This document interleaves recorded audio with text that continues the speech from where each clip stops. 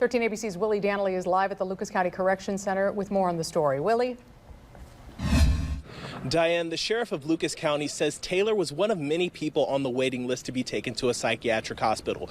I spoke to people here in Toledo, and they tell me that mental health resources should be readily accessible to everyone, including those behind bars.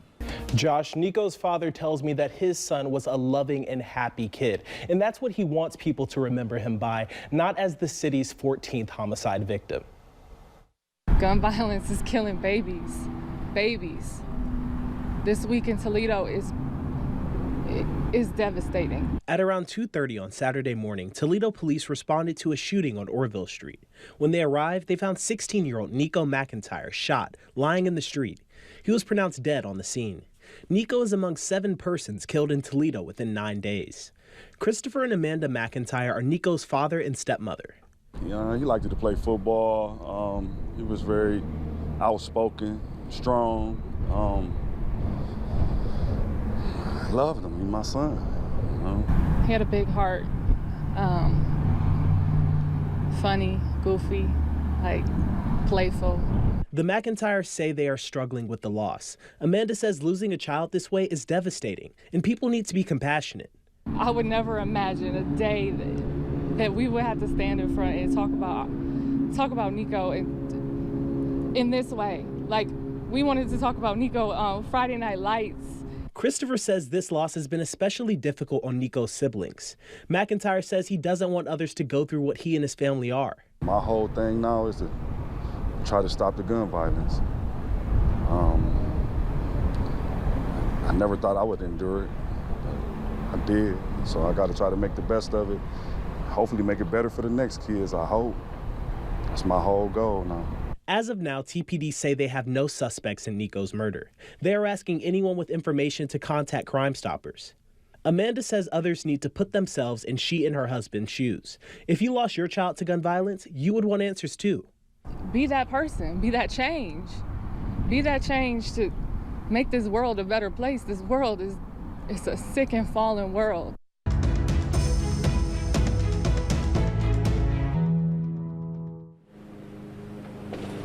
Tony, one man living here in Raintree Village mobile home community tells me he was proud to call this place his home, but he says over the past few years, the park is being neglected.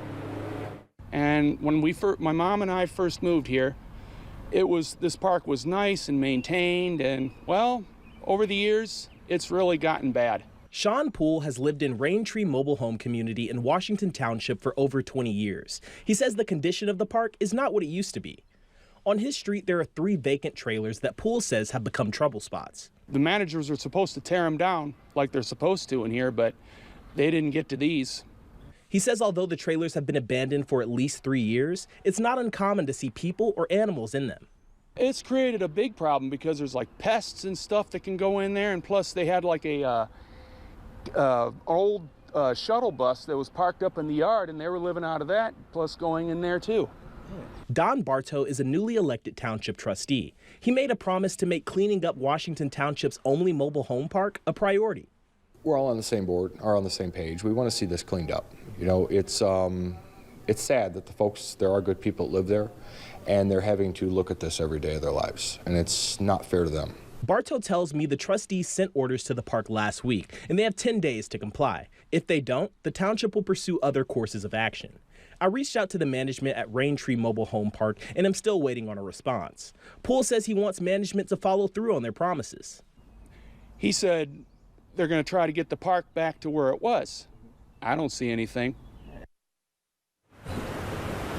As you can see, the trailers are still standing and residents are still waiting. We will keep you updated on if they will be removed and what's going to happen if they're not. If you have a troubled property in your community that's becoming a neighborhood nuisance, feel free to contact me on Facebook at Willie Daniely or send me an email at willie.daniely@13abc.com, and let's see what we can do about your problem. Reporting live in Washington Township, Willie Daniely, 13ABC Action News.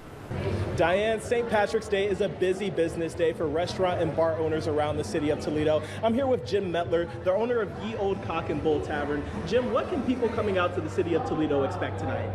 Well, I think if you're one of the couple dozen people that are watching 13 ABC from their sofa instead of a bar stool downtown, what you'll find is just about everybody else is down here, back in the warehouse district, the uptown neighborhood, having a great time. If you can't figure out why you can't smell your neighbor's grill on a beautiful day like this, it's because they're down here. Come down and find them.